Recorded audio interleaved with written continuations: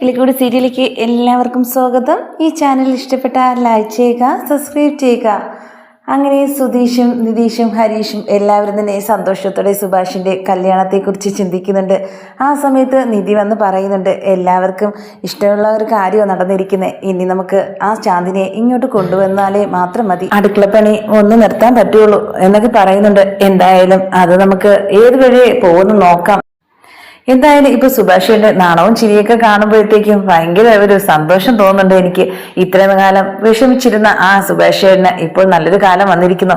ഇതാ ദൈവം പറയുന്നേ, എല്ലാം നല്ലതിന് വേണ്ടിയേ നടക്കുകയുള്ളൂ എന്ന്. നമ്മളന്ന് ആ പൂജയ്ക്ക് പോയപ്പോഴത്തേക്കും പറഞ്ഞു ഓർമ്മയുണ്ടല്ലോ, നമ്മൾ പ്രാർത്ഥിച്ചത് എല്ലാവർക്കും നല്ലത് വരണം, എല്ലാവരും കല്യാണം നടക്കണമെന്നാ. പക്ഷെ അതുപോലെ സഹായിച്ചിരിക്കുക, അത് ദൈവമായിട്ട് നമുക്ക് കൊണ്ടുവന്നതാ ഇതെല്ലാം എന്നൊക്കെ നിധി പറയുന്നുണ്ട്. എല്ലാവർക്കും ഇനിയും ഒരു ദിവസം അങ്ങോട്ടേക്ക് പോകണം എന്നൊക്കെ പറയുന്നുണ്ട്. അതിനെന്താ, നമുക്ക് ഇനി ഒരു ദിവസം അങ്ങോട്ടേക്ക് പോകണം എന്നൊക്കെ തന്നെ നികേഷ് പറയുന്നുണ്ട്. ആ ദിവസങ്ങളൊക്കെ നല്ല രസമായിരുന്നു എല്ലാവരുമായിട്ട്. അന്ന് സുനന്ദയൊക്കെ ഉണ്ടായിരുന്നപ്പോഴത്തേക്കും അമ്മായിയും അതാവും ഏറ്റവും നല്ല രസമായിരുന്നത്. അവരുടെ കളിയാക്കലും ചിരിയും കുറെ നാളുകൾക്ക് ശേഷം ഒരുമിച്ച് ഒരു വീട്ടിൽ കഴിയാനും സാധിച്ചു. എന്നാൽ നേരത്തെ സുനന്ദയ്ക്ക് കല്യാണം കഴിക്കാതിരുന്നെങ്കിൽ അമ്മായി ഞങ്ങളെ ഓട്ടിക്കുമായിരുന്നു. പക്ഷെ കല്യാണം കഴിഞ്ഞതുകൊണ്ട് കുഴപ്പമില്ല എന്നൊക്കെ പറയുന്നുണ്ട് സുഭാഷ്. ആ സമയത്ത് ചാന്ദിനിയും കൂടെ ഉള്ളതുകൊണ്ട് അവർക്കൊരു സമാധാനമുണ്ട്. അവർക്ക് മനസ്സിലായി വേറെ പെണ്ണുങ്ങളുണ്ടല്ലോ എന്ന്. ഒന്നാമത് നിധിയെ നേരത്തെ അറിയാം, പക്ഷെ ഒരു കാര്യമുണ്ട്, നിധിയായിട്ട് ആ വീട്ടിൽ വന്ന നാൾ മുതൽ തന്നെ പിണക്കമല്ലേ. അതുകൊണ്ട് അവർക്ക് ചെറിയൊരു അസൂയ നിധിയെടുത്ത് ഇല്ലാതില്ല എന്നൊക്കെ പറയുന്നുണ്ട്. എന്തൊന്നുണ്ടായിരുന്നാലും ശരി തന്നെയാ, എനിക്ക് ഈ വീട്ടുകാരെ കുറിച്ച് നല്ലത് പറയുന്നത് എനിക്ക് ഇഷ്ടമുള്ളൂ, അല്ലാതെ ഈ പറയുന്നതൊന്നും ഇഷ്ടമില്ല എന്നൊക്കെ പറയുന്നുണ്ട്. ആ സമയത്ത് സുധീഷ് പറയുക, കണ്ടല്ലോ, ഞാൻ ഒരു പെണ്ണിനെ കെട്ടിക്കൊണ്ട് വന്നതുകൊണ്ട് നമ്മളെ കുടുംബത്തെ സംരക്ഷിക്കാൻ ഒരു നല്ലൊരു പെണ്ണിനെ കിട്ടി. ഇനി ആരും പറയരുത് ഞാൻ കെട്ടിക്കൊണ്ടുവന്ന പെണ്ണ് കൊള്ളില്ല എന്നൊന്നും. ആ സമയത്ത് നിധി പറയുക, നിങ്ങളെ കെട്ടിന് മാത്രമേ ഈ വീട്ടിൽ താമസിക്കുന്നുണ്ടോ? ഞാൻ സുഭാഷേട്ടൻ്റെ അനിയത്തിയാ, ആ നിലയ്ക്കാ ഞാൻ പറഞ്ഞത് എന്നൊക്കെ പറയുന്നുണ്ട്. ഇത് കേട്ടത് സുഭാഷേട്ടൻ പറയുക, നീ മിണ്ടാതിരിക്കുക, അവള് പറയട്ടെ, ഇനി നീ കാരണം ആ നീ ഇറങ്ങി പോകും കേട്ടോ എന്നൊക്കെ പറയുന്നുണ്ട്. ഇത് കേട്ടത് നിധി പറയുക, എന്തായാലും ഇനി ഞാൻ ഇറങ്ങി പോവില്ല. അതെന്താ കാര്യം? അയ്യോ, എനിക്ക് ഗായു ഫോൺ വിളിക്കുന്നു എന്നൊക്കെ പറഞ്ഞിട്ട് ഓടുന്നുണ്ട്. ഈ സമയത്ത് നികേഷ് പറയുക, കണ്ടോ, എല്ലാവരും ഓരോരോ മൂലയിൽ നിന്ന് ഫോൺ വിളിക്കുക. ഹരീഷേട്ടനാണെങ്കിൽ ഇത് പുറത്തു നിന്ന് സല്ലപിച്ചുകൊണ്ടിരിക്കുക, അകത്താണെങ്കിൽ ചാന്ദിനെ വിളിച്ചുകൊണ്ട് സുഭാഷേട്ടൻ, ഒരാളാണെങ്കിൽ ജനലും ചരിഞ്ഞു നിന്ന് ആരാ നമ്മുടെ സുധീഷേട്ടൻ. എല്ലാവരും ഓരോ മൂലയിൽ നിന്ന് സംസാരിക്കുക. എനിക്കിതൊക്കെ കാണുമ്പോൾ പ്രേമിക്കാൻ തോന്നുക ചേച്ചി എന്നൊക്കെ പറയുന്നുണ്ട്. പിന്നെ നോക്കിയൊരു പെണ്ണിനെയാണല്ലോ സുധീഷേട്ടൻ തട്ടിയെടുത്ത് കളഞ്ഞത്. എന്നാലും ഇങ്ങനെ ആവുമെന്ന് ഞാൻ ഒരിക്കലും പ്രതീക്ഷിച്ചില്ല എന്നൊക്കെ നിധിയുടെ അടുത്ത് പറയുന്നുണ്ട്. എന്തായാലും പ്രേമിക്കാൻ പോകാതിരിക്കുന്നതാണ് നല്ലത്. നല്ലൊരു കുട്ടിയെ സമയമാകുമ്പോഴത്തേക്കും കിട്ടിക്കോളും. അല്ലെങ്കിൽ പ്രേമിക്കുന്നത് നല്ല കുട്ടികളെ ആയിരിക്കണം, അല്ലാതെ പൈങ്കിളി കഥയിൽ പോലെ ആ സുധീഷിന്റെ വേക്കി നടക്കുന്ന കൊച്ച് എനിക്കത് ഇഷ്ടമല്ല എന്നൊക്കെ പറയുന്നുണ്ട്.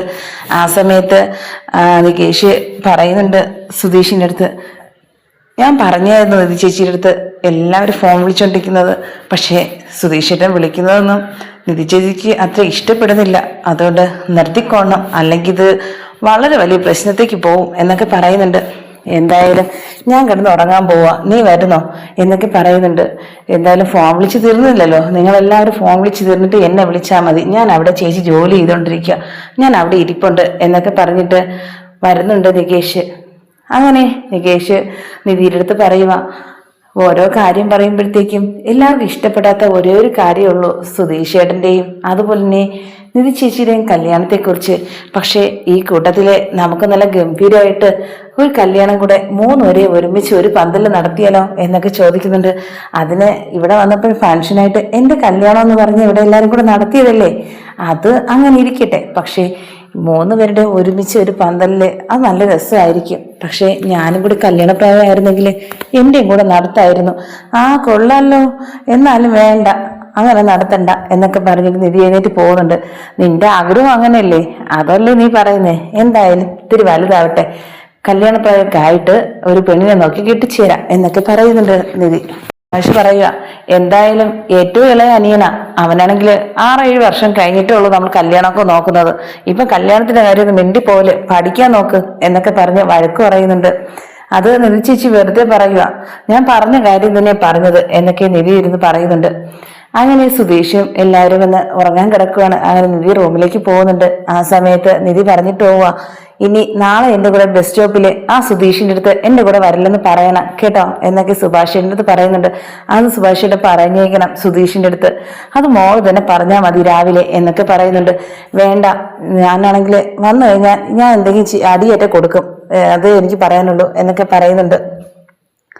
അങ്ങനെ രാവിലെ എല്ലാവരും ചായയൊക്കെ കുടിച്ച് എല്ലാം കാപ്പി കുടിക്കാൻ ഇരുന്നപ്പോഴത്തേക്കും സുധീഷ് പറയുന്നുണ്ട് നിധിയുടെ അടുത്ത്, നിധി ഇന്ന് പോകുമ്പോഴത്തേക്കും ഞാനും കൂടെ നടന്നു വരുന്നുണ്ട് കേട്ടോ, നിങ്ങൾ രണ്ടുപേരും കൂടെ എന്റെ കൂടെ വരണ്ട. ഞാനത് പറഞ്ഞിട്ടുണ്ട് ഇന്നലെ സുഭാഷ് എൻ്റെ അടുത്ത്. അവിടെ വന്ന് രണ്ടുപേരും പ്രേമമൊന്നും കാണാൻ എനിക്ക് സമയമില്ല. അതുമല്ല, ആൾക്കാരൊക്കെ എന്നെയാ നോക്കുന്നത്. എന്നെ കല്യാണം കഴിച്ചിട്ട് വേറൊരു കുട്ടിയെ പ്രേമിച്ച് നടക്കണമെന്ന് കൊണ്ട് എന്നെ പറയിപ്പിക്കാൻ വേണ്ടിയല്ലേ. അതുകൊണ്ട് ഞാൻ ഇല്ലാത്തപ്പം എന്തോ കാണിക്കുക, എനിക്കത് അറിഞ്ഞിട്ട് കാര്യമില്ല. പക്ഷെ എൻ്റെ കൂടെ വന്ന് നിന്ന് ആ കുട്ടിയെ പ്രേമിക്കുന്നതെന്ന് കാണാൻ എനിക്ക് കഴിയില്ല എന്നൊക്കെ പറയുന്നുണ്ട്.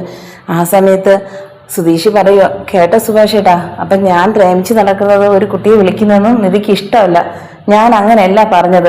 എന്തായാലും എനിക്കറിയാം എന്നെ നിധിക്ക് ഇഷ്ടമാണെന്ന്, പിന്നെ എന്തിനാ ഈ ഒളിച്ചു വെച്ചിരിക്കുന്നത് എന്നൊക്കെ പറയുന്നുണ്ട്. അങ്ങനെയൊന്നുമില്ല എന്ന് പറഞ്ഞില്ലേ, ഞാൻ പോവാ എന്നൊക്കെ പറഞ്ഞിട്ട് നികേഷും നിധിയായിട്ട് ഇറങ്ങുന്നുണ്ട്. അങ്ങനെ ആദ്യം ബസ് സ്റ്റോപ്പിലെത്തുന്നത് നിധിയും നികേഷുവാ. അങ്ങനെ രണ്ടുപേരും കൂടെ എത്തിയ സമയത്ത് അവിടെ ബസ് സ്റ്റോപ്പിൽ ഗായു നോക്കിക്കൊണ്ട് നിൽക്കുക. എന്തായാലും എന്നും വരുന്ന സമയമായപ്പോഴത്തേക്കും കൂടെ കണ്ടില്ല സുധീഷിനെ. ആ സമയത്ത് ഉടനെ തന്നെ ചോദിക്കുന്നുണ്ട്, ഞാൻ ഒരാളെ കൂടെ പ്രതീക്ഷിച്ചിരുന്നു, സുധീഷ് ഏട്ടൻ എന്താ വന്നില്ലേ എന്നൊക്കെ ചോദിക്കുന്നുണ്ട്. നിധി ദേഷ്യത്തോടെ നോക്കിയിട്ട് പറയുക, ഇല്ല, ഞാനൊരു കാര്യം ചോദിച്ചാൽ ഒന്നും വിചാരിക്കരുത്, സുധീഷേട്ടൻ്റെ ചേച്ചിയാണോ എന്നൊക്കെ നിധിയുടെ അടുത്ത് ചോദിക്കുന്നുണ്ട്. ആ സമയത്ത് ദേഷ്യത്തോടെ നിധി പറയുക, ഇല്ല അമ്മായി എന്നൊക്കെ പറയുന്നുണ്ട്. ഇത് കേട്ടിട്ട് സുധീഷിന്റെ കാര്യത്തിൽ പറഞ്ഞു തീർന്നില്ല. അതിനുമ്പേ പെട്ടെന്ന് വരുന്നുണ്ട്. ആ സമയത്ത് ആ കുട്ടി ചിരിക്കുന്നത് സുധീഷിനെ കണ്ടുള്ള ആ സന്തോഷമൊക്കെ കണ്ടിട്ട് നിധിക്ക് ദേഷ്യമായിട്ടിരിക്കുക. ആ സമയത്ത് തന്നെയാ നികേഷ് പറയുക, കണ്ടോ കുട്ടി പ്രതീക്ഷിച്ച ആളെത്തി. സുധീഷ് വന്ന് ആ കുട്ടിയോട് സംസാരിക്കുന്നത് കണ്ടിട്ട് നിധി പറയുക, ഞാൻ പോവുക, ഞാൻ ഈ സ്കൂട്ടിയിലേക്ക് ഞാൻ പോവുക എന്നൊക്കെ പറഞ്ഞിട്ട് നിധി പോകുന്നുണ്ട്. അങ്ങനെ ടാറ്റയും കൊടുത്ത് നികേഷും ഹരീഷും വിടുന്നുണ്ട് നിധിയെ.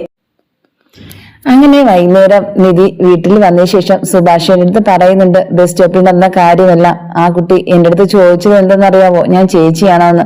അത്രയ്ക്ക് ആ കുട്ടി അങ്ങനെ വിചാരിച്ചിരിക്കുന്നത്. എന്തായാലും നല്ല കാര്യമോ വിചാരിച്ചത് എന്നൊക്കെ സുഭാഷ് പറയുന്നുണ്ട്. അങ്ങനെയെങ്കിലും തോന്നിയോ ചേച്ചിയാണെന്ന്? ഏത് തരത്തിലാ ആ കുട്ടി അങ്ങനെയൊക്കെ പറഞ്ഞത്? എനിക്ക് ആ കുട്ടിയെ ഒന്ന് കാണണമല്ലോ. നാളെ ഞാൻ കൂടെ വരാം ബസ് സ്റ്റോപ്പിലോട്ട്. ആ കുട്ടിയുടെ അടുത്ത് കണ്ട് സംസാരിക്കണം. ഇവനല്ലാതെ വേറെ ആരെയും കിട്ടിയില്ല കുട്ടിക്ക് പ്രേമിക്കാനെന്ന്.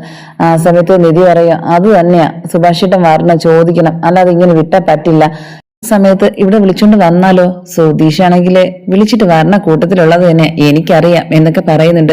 ഇത് കേട്ടത് നികേഷ് ചിരിച്ചുകൊണ്ട് പറയുക, ചേച്ചി അങ്ങനെയൊന്നും കാണിക്കില്ല. എന്തായാലും ചേച്ചി ഇവിടെ ഉണ്ടല്ലോ, പിന്നെ ചേച്ചി ഇഷ്ടം കാണിക്കാത്തത് കൊണ്ടാ ചേച്ചി കാണിക്കാൻ വേണ്ടല്ലേ ഇങ്ങനെയൊക്കെ കാണിക്കുന്നത്. അതുകൊണ്ട് ചേച്ചി സ്നേഹം കാണിച്ചാൽ മതി, അപ്പോഴത്തേക്കും സുധീഷേട്ടൻ ആ കുട്ടിയെ അങ്ങ് വിളിക്കാതാവും എന്നൊക്കെ പറയുന്നുണ്ട്. അങ്ങനെ എന്നെ കരുതി ആരും വിളിക്കാതിരിക്കണ്ട, ഓരോരുത്തർക്കും ഇഷ്ടം തോന്നുന്ന പറഞ്ഞല്ല, മനസ്സിൽ നിന്ന് തോന്നേണ്ടതാ. അത് തോന്നുമ്പോഴത്തേക്കും ഞാൻ ഇഷ്ടം തുറന്ന് പറഞ്ഞോളാം. ആരെടുത്തായിരുന്നാലും ശരി തന്നെ, അത് സുധീഷെന്നല്ല ആരെടുത്തായിരുന്നാലും. എന്തായാലും എനിക്കിതൊന്നും കാണാൻ എനിക്ക് കഴിയില്ല. ഇനി ആ കുട്ടിയെ എടുത്ത് കാണുമ്പോൾ ഞാൻ എല്ലാം പറയും. അപ്പോഴത്തേക്കും എന്റെ സംശയവും ആ കുട്ടിയുടെ സംശയവും എല്ലാം തീരുമല്ലോ എന്നൊക്കെ നിധി പറയുന്നുണ്ട്.